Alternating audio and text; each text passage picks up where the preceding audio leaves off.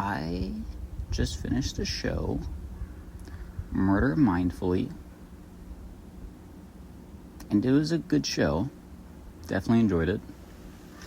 Kind of Breaking Bad-esque, but it also just had some good mindfulness. Like,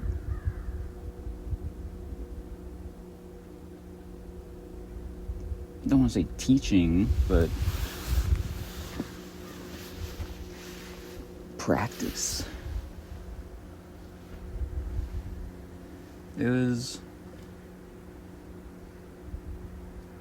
like an extreme application of mindfulness. And, mindfulness is something that I've tried to adopt in my daily life, kind of arbitrarily, just trying to be present in the moment. But it was never something that was in the forefront of my mind. Like yoga and breathing and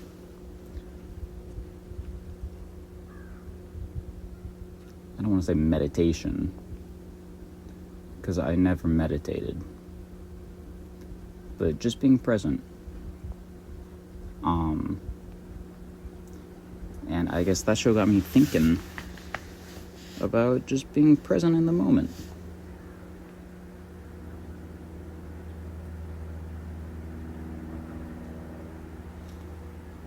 Because I definitely forget to be present. I think most people do. Phones and social media and the internet as a whole make it pretty hard to feel like you can be present in any given moment. But you can. And you should. And we definitely used to. Like as kids. That was like one of the final scenes. The main character tried being breathing with his daughter. Practice mindfulness with his 6-year-old or 5-year-old, 4-year-old. And he was like, did that help? And she's like, mm-mm. Because of course, kids, that's kind of all they are. Just present. And they're carefree and happy almost always. Hopefully. And like I said the other day, as I keep getting older, I just keep thinking about more shit.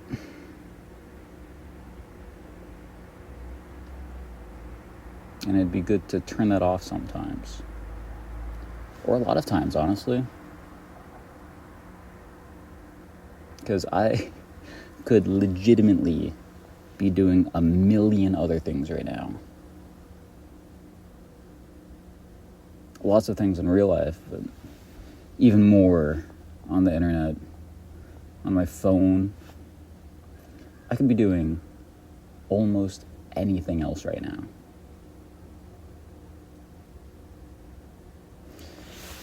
But thinking about all the things I could be doing isn't really helpful.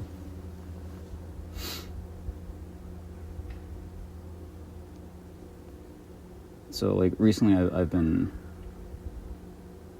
trying to add some structure to my life.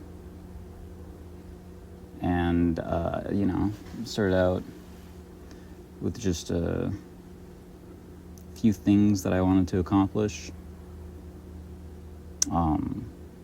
But goals are so far away. And it's hard to connect those dots. I think I started realizing this when I was talking to my therapist about getting a career job. And it was like, I've got all the foundational stuff. My resume, my GitHub is in a spot where I think it's presentable. And I have interview skills. Like, really all I have to do is apply to jobs. Apply to a lot of jobs. Which is kind of the crux. It feels like a big gap between where I am now and where I'd like to be, which is not just with a job, but with a job that I like and that still allows me some freedom. Well, I can make more money to pay for amenities like a car, a place to live, travel, concerts, new clothes. Money's useful, man. Real useful. And I've been budgeting, kinda. I've been putting my finances in a sheet because I figure I should probably have a more intimate understanding of where I'm putting my money.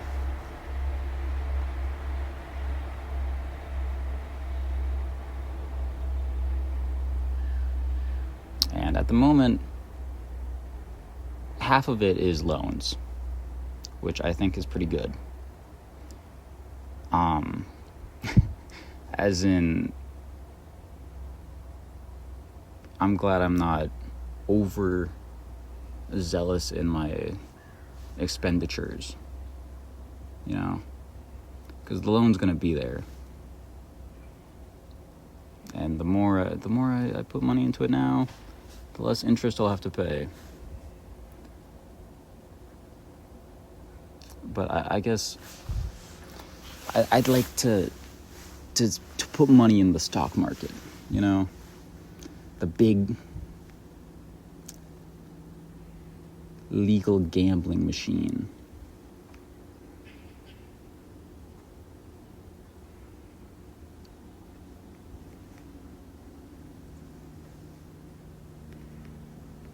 So, a million things I could be doing right now. But sitting in my room thinking about all the things I could be doing, it's not helpful. So I've slowly been making a list of the things I want to do, and now I'm figuring out the steps it's going to take.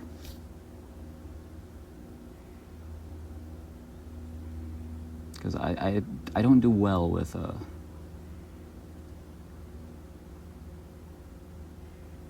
ambiguous goal with no rubric. I tried to fix that for like some of my little self projects, but I just can't keep myself accountable. I'm not disciplined like that yet. But I know I can be, because I've been eating breakfast every day for over a year, which I know sounds stupid.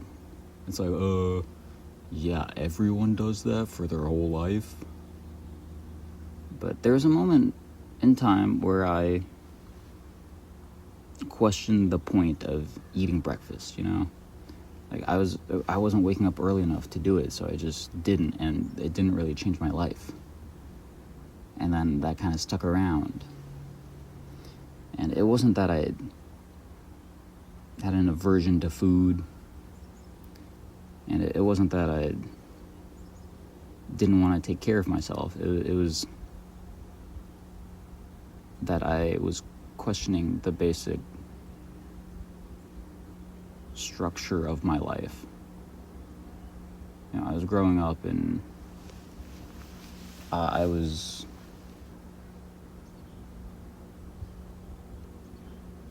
just questioning. My parents had given me pretty good foundation, pretty good routine, but I didn't understand why it was good. And so I've had to rebuild that in my own way. Like, same with brushing my teeth every day. I've been doing that for a long time, but, at some point I was like, why bother? What's the real point?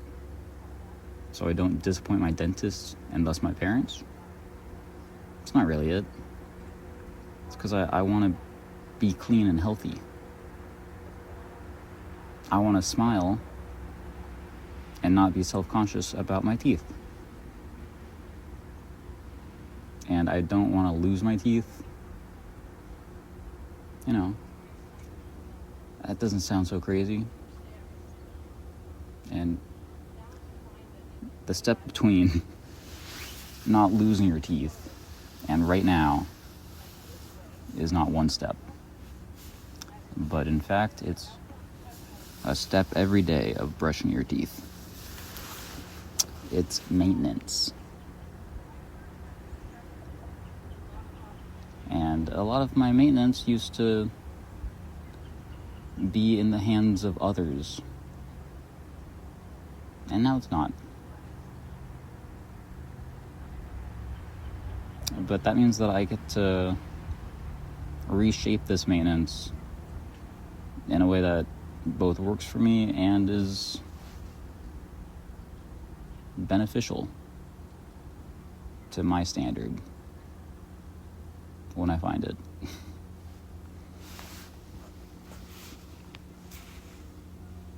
So, just doing a little every day instead of doing nothing. Because it's real easy to just do nothing. So easy.